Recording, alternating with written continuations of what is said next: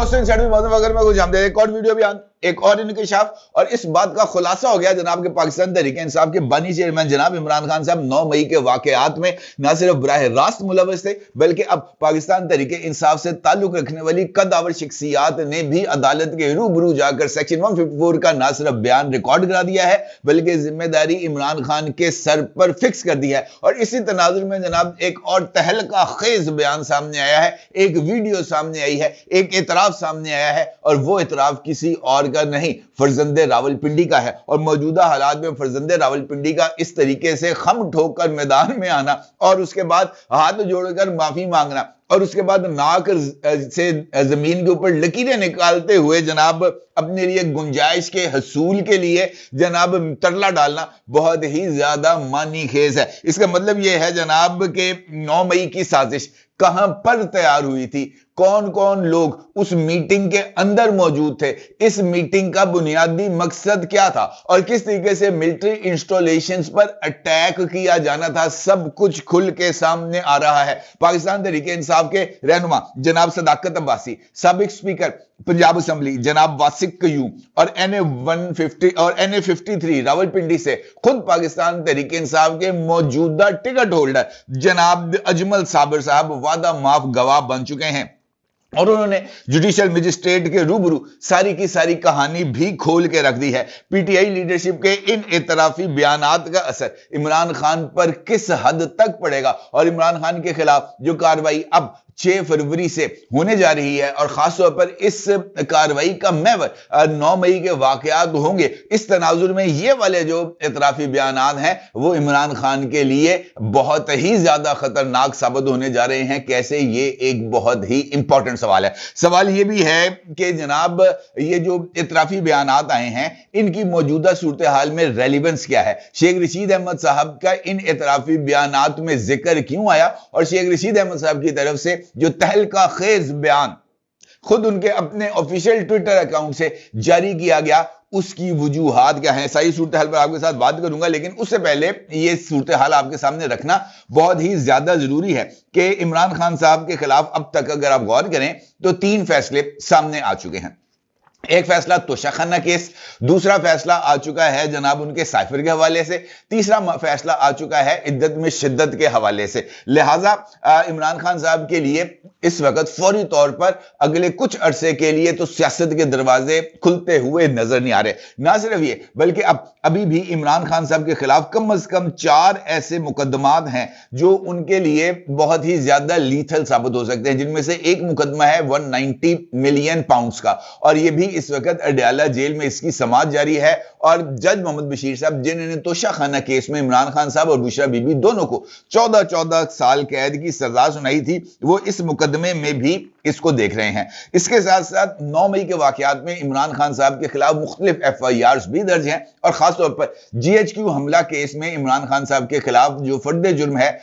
उसके बाद अब जो कार्रवाई है उसका बाज़ाब्ता तौर पर 6 फरवरी से आगाज होने जा रहा है। इसी तरीके से इलेक्शन कमीशन ऑफ पाकिस्तान की तौहीन का मुकदमा इमरान खान साहब के लिए एक बहुत बड़ा खतरा है, क्योंकि यहां पर भी इमरान खान साहब की तरफ से 1 नहीं 2 नहीं बल्कि 3 से ज्यादा मरतबा इलेक्शन कमीशन हुकाम के को ना सिर्फ निशाना बनाया गया है बल्कि अभी रिसेंटली जो कार्रवाइयां की गई थी वहां पर भी इमरान खान साहब की तरफ से इलेक्शन कमीशन हुकाम को जलील करने के लिए, उनको रुस्वा करने के लिए या उनको दबाव में लाने के लिए हर मुमकिन कोशिश जो है वो की गई थी।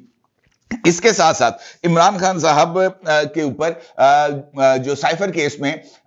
हल्फ की खिलाफवर्जी के तहत अब जो है वो बगावत की कार्रवाई भी होने जा रही है और 5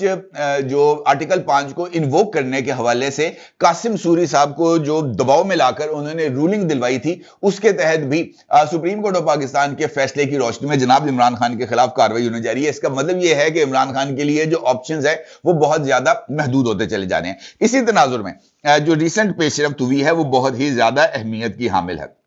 ये जो पाकिस्तान तहरीक इंसाफ के रहनुमा थे जिनमें सदाकत अब्बासी साहब हैं, वासिक कयूम हैं और NA 53 से पाकिस्तान तहरीक इंसाफ के हमायत याफ्ता उम्मीदवार अजमल साबिर साहब हैं, इनके बयानात बहुत ही ज्यादा अहमियत के हामिल हैं। अजमल साबिर साहब ने रावलपिंडी की इंसदाद दहशतगर्दी की अदालत में बानी पीटीआई और फरजंदे रावलपिंडी जनाब शेख रशीद के खिलाफ 9 मई के वाकयात पर मुकदमात की समाअत होती है और यहां पर जनाब अजमल साबर साहब ना सिर्फ पेश होते हैं बल्कि अदालत के रूबरू बयान भी रिकॉर्ड कराते हैं और अदालत में जो बयान उनका रिकॉर्ड किया जाता है ये ज़ाब्ता फौजदारी का सेक्शन है 154, उसके तहत यह बयान को रिकॉर्ड किया जाता है। इस बयान के अंदर जनाब अजमल साबर साहब अदालत में बयान देते हुए इंकशाफ करते हैं कि 9 मई के वाकयात की जो प्लानिंग थी और खासतौर पर जीएचक्यू के ऊपर अटैक करने के हवाले से और रावलपिंडी के मुख्तलिफ मुकामात खासतौर पर फैजाबाद और इस तरह के मरी रोड वगैरह पर जो मनसूबाबंदी की गई कि जनाब पिंडी को किस तरीके से आग लगानी है, वो तमाम की तमाम प्लानिंग शेख रशीद की लाल हवेली में की गई थी और इसके अंदर शेख रशीद बनफ्से नफीस मौजूद थे। जनाब अजमल साबर साहब ने इस बात का इंकशाफ किया कि 9 मई के वाकयात की प्लानिंग के लिए 6 मई को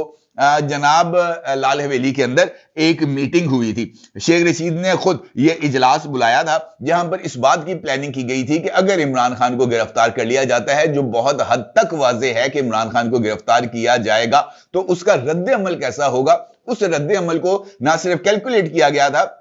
बल्कि मुख्तलिफ लोगों की ड्यूटियां लगाई गई थी कि तुमने कहां पर लोगों को लेके आना है, तुमने लोगों को किस तरीके से मोटिवेट करना है, किस किस मुकाम पर कौन कौन सी हरकत फरमाई जाएगी। ये तमाम तर प्लानिंग शेख रशीद के जाती घर में की गई थी और जनाब इस मीटिंग के अंदर बहुत सारे लोग जो हैं वो ना सिर्फ मौजूद थे बल्कि उन्होंने भी इस कार्य खैर के अंदर अपना हिस्सा डाला था। उन लोगों का यह मानना है कि यह मीटिंग जो शेख रशीद की रिहाइश गाह पर 6 मई को हुई थी, उसमें शेख रशीद, राजा बशारत, राशिद शफीक, इजाज खान जाजी, राशिद हफीज और बानी चेयरमैन पीटीआई के जो वर्चुअल अपेयरेंस है वो यहां पर मौजूद थी और इन सब ने जो है वो ये जो प्लानिंग है उसके अंदर हिस्सा डाला था। ना सिर्फ अजमल साबर साहब बल्कि साबिक स्पीकर पंजाब असम्बली वासिक कयूम, साबिक मेंबर नेशनल असम्बली जनाब सदाकत अब्बासी और उमर तनवीर भट्ट भी 9 मई के वाकयात में जनाब इमरान खान और शेख रशीद के खिलाफ वादा माफ गवाह बन गए हैं। ये एक ऐसा खड्डा है जहां से अब इमरान खान के लिए निकलना तकरीबन नामुमकिन हो चुका है। इन लोगों ने अदालत के रूबरू अपनी विल और फ्री विल के तहत बयान रिकॉर्ड कराया है जिसको अब किसी भी तौर पर मुस्तरद नहीं किया जा सकता। इनके अपने बयान की एक वैलिडेशन है, एक ऑथेंटिसेशन है जिसको किसी भी सूरत नजरअंदाज नहीं किया जा सकता और यही वजह है कि शेख रशीद और दीगर राशिद शफीक और दीगर मुल्जमान को भी 6 फरवरी को तलब किया गया है और 6 फरवरी वही तारीख है जहां पर इमरान खान साहब और शाह महमूद कुरैशी साहब के ऊपर भी जो 9 मई के वाकयात पर प्रोसीडिंग का आगाज होना है। लिहाजा ये जो कार्रवाई है ये बहुत ही ज्यादा संगीन भी है और इसके नतायज इमरान खान साहब को बहुत ही ज्यादा देर तक भुगतना पड़ेंगे। ये जो बात कही जा रही है कि जनाब डील की कोशिश की गई, मुझे ऐसे नहीं लग रहा कि डील का ना कोई इम्कान था और ना ही किसी तरह की पेशकश की गई। ये सिर्फ और सिर्फ इंतखाबात के नजदीक अपने वोटर और सपोर्टर के मोटिवेशनल लेवल को बुलंद करने और इस बात का तासुर देने कि जनाब हम इस हद तक नागुज़ीर हैं कि एस्टैब्लिशमेंट मौजूदा हालात में भी ना सिर्फ हमसे राब्ता करने बल्कि हमसे मदद मांगने और हमें इसके एवज सहूलियात देने पर आमादा हो चुकी है। लिहाजा आपने डरना नहीं है, ये आखिरी मौका है। इस आखिरी बैटल के अंदर, इस आखिरी लड़ाई के अंदर हम एस्टैब्लिशमेंट को शिकस्त फाश दे सकते हैं। लिहाजा आपको बाहर निकलना। मेरा यह ख्याल है कि इमरान खान साहब अपने इसी चक्कर के अंदर ना सिर्फ ऐसे बोझ के तले आ जाएंगे जहां से उनका बच निकलना मुश्किल होगा बल्कि वो अपने साथ साथ पाकिस्तान तरीके इंसाफ के लिए भी बहुत ही ज्यादा मुश्किलात क्रिएट करना जा रहे हैं और इसका अंदाजा शायद अभी इमरान खान को नहीं लेकिन उनके दाएं बाएं जो लोग बैठे हैं उनको इस बात का अंदाजा हो चुका है कि जनाब इत्थों माफी नहीं मिलनी। और यह वजह है कि एक वीडियो बयान सामने आया है जिसका अक्सर आप अपनी स्क्रीन पर देख सकते हैं। इस बयान के ऊपर बड़े जली हरूफ के अंदर लिखा गया है तहलका खेज बयान। यह बयान जनाब शेख रशीद अहमद साहब के ऑफिशियल ट्विटर अकाउंट के ऊपर, मौजूदा एक्स अकाउंट के ऊपर शेयर किया गया है और इस पे शेख रशीद अहमद साहब अपना एक बयान जो है वो जारी कर रहे हैं और तकरीबन 40 सेकंड पर मुश्तमिल ये एक बयान है। और इस बयान का अगर आप कंटेंट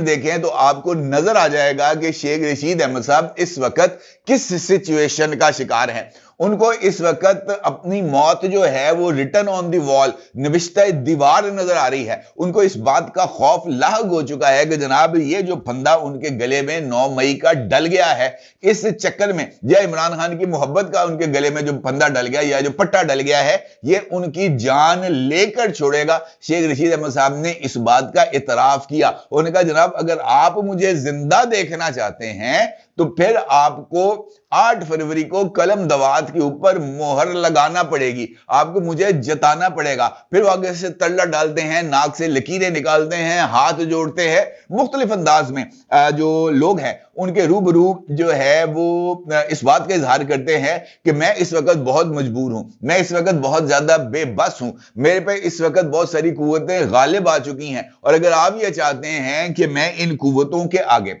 जो है वो सर ना झुकाऊं, तब आपको मुझे वोट देना है। इस मौके पर शेख रशीद अहमद साहब इमरान खान के साथ ना मोहब्बत का इजहार करते हैं और ना ही किसी सूरत पाकिस्तान तरीके इंसाफ के लिए कोई लफ्ज अदा करते हैं, क्योंकि उनको अब मौजूदा सूरत हाल में इस बात का अंदाजा हो चुका है कि ये जो आज की पेशरफ्त हुई है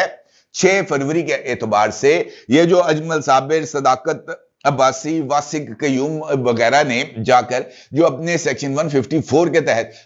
इंसदाद दहशतगर्दी की अदालत में जो बयानात रिकॉर्ड कराए हैं, इन बयानात की लीगल वैल्यू क्या है, और अगर ये बात इस्टेब्लिश हो जाती है, चूंकि पहले कोई गवाह इस हवाले से सामने आकर बात करने के लिए तैयार नहीं था, यह पहली मर्तबा है कि खुद पाकिस्तान तरीके इंसाफ के अंदर से लोग ना सिर्फ उठे हैं बल्कि उन्होंने जाकर अदालत के अंदर अपनी फ्री विल के तहत बयानात रिकॉर्ड कराकर अपने लिए जो वादा माफ गवाह का एक स्टेटस को हासिल करने की कोशिश की है। इसका मतलब यह है कि इन लोगों के जो बयानात हैं वो मुस्तकबिल में इमरान खान के खिलाफ ना सिर्फ पूरी ताकत के साथ इस्तेमाल होंगे, बल्कि बहुत सारे ऐसे लोग जो इस वक्त इलेक्शन लड़ने के चक्रों में हैं,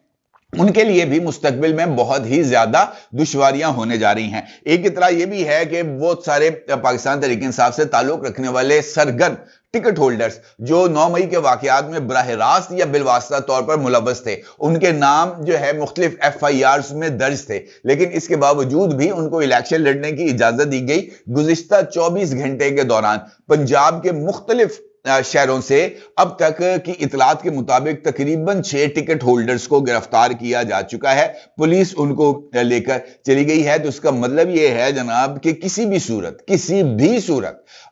इन तमाम लोगों के लिए कोई गुंजाइश या कोई विंडो ऑफ अपॉर्चुनिटी इस्टेब्लिशमेंट का खोलने का कोई इरादा नहीं है। इमरान खान साहब जो खेलना चाह रहे थे, जो जाल बिछाना चाह रहे थे, जो खड्डा खोदना चाह रहे थे, मुझे ऐसे लग रहा है कि इमरान खान साहब उस जाल में खुद फंस गए हैं, उस खड्डे में खुद गिर गए हैं, और अब उनकी बका के या उनके बचाव के मुझे कोई रास्ता या कोई उम्मीद नजर नहीं आ रही। आने वाले दिन इमरान खान साहब के लिए मजीद खतरनाक होने जा रहे हैं, बल्कि मजीद खतरनाक से भी ज्यादा खतरनाक होने जा रहे हैं। अपनी राय का जरूर इज़हार कीजिएगा। आपका बहुत शुक्रिया। अल्लाह हाफिज।